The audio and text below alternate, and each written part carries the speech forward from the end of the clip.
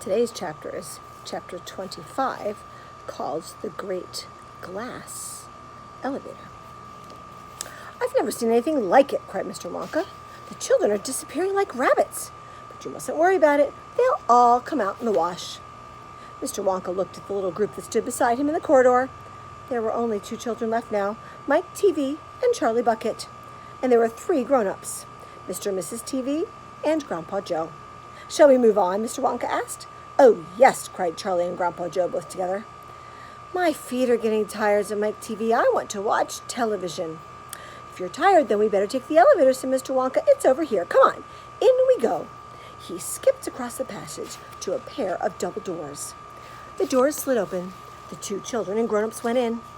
"Now then," cried Mr. Wonka, "which button shall we press first? Take your pick." Charlie Bucket stared around him in astonishment. This was the craziest elevator he had ever seen. There were buttons everywhere. The walls and even the ceilings were covered all over with rows and rows and rows of small black push buttons. There must have been 1,000 on them on each wall and another 1,000 on the ceiling. And now Charlie noticed that every single button had a tiny printed label beside it, telling you which room you would be taken to if you pressed it. "This isn't just an ordinary up and down elevator," announced Mr. Wonka proudly. "This elevator can go sideways and long ways and slant ways and any other way you can think of. It can visit any single room in the whole factory, no matter where it is. You simply press the button and zing, you're off." "Fantastic," murmured Grandpa Joe. His eyes were shining with excitement as he stared at the rows and rows of buttons. "The whole elevator is made of thick, clear glass," Mr. Wonka declared. "Walls, doors, ceilings, floor, everything is made of glass so you can see out." But there's nothing to see," said Mike TV. "Choose a button," said Mr. Wonka. "The 2 children may press 1 button each, so take your pick. Hurry up. In every room, something delicious and wonderful is being made." Quickly, Charlie started reading some of the labels alongside the buttons. "The Rock Candy Mine, 10,000 feet deep," it said on one. "Coconut Ice Skating Rinks," it said on another. Then, "Strawberry Juiced Water Pistols. Toffee-sized apple trees for planting out in your garden, all sizes. Exploding candy for your enemies. Luminous lollies for eating in bed at night. Mint jujubes for the boy next door. They'll give him green teeth for a month. Cavity-filling caramels, no more dentists. Stick jaw for talkative parents.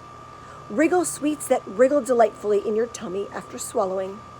Invisible chocolate bars for eating in class. Candy-coated pencils for sucking. Fizzy lemonade swimming pools. Magic hand fudge. When you hold it in your hand, you taste it in your mouth. Rainbow drops. Suck them and you can spit in 6 different colors. Come on, cried Mr. Wonka. "We can't wait all day." "Isn't there a television room in all this lot?" asked Mike TV. "Certainly there's a television room," Mr. Wonka said. "That button over there." He pointed with his finger. Everyone looked. "Television chocolate," it said on the tiny label by the button. "Whoopee!" shouted Mike TV. "That's for me." He stuck out his thumb and pressed the button. Instantly, there was a tremendous whizzing noise. The doors clanged shut, and the elevator leaped away as though it had been stung by a wasp. But it leapt sideways, and all the passengers, except Mr. Wonka, who was holding onto a strap from the ceiling, were flung off their feet onto the floor. Get up, cried Mr. Wonka, roaring with laughter. But just as they were staggering to their feet, the elevator changed directions and swerved violently round a corner, and over they went once more.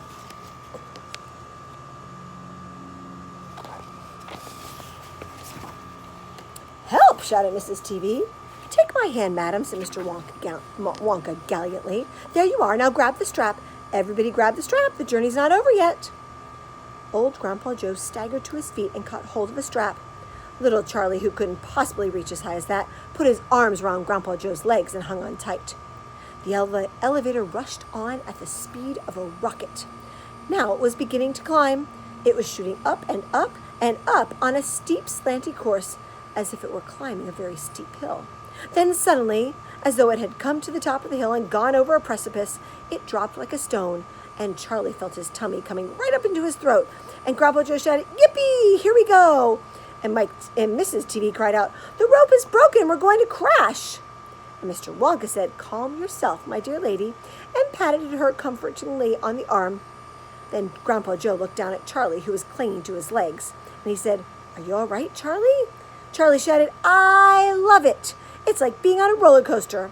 And through the glass walls of the elevator, as it rushed along, they caught sudden glimpses of strange and wonderful things going on in some of the other rooms.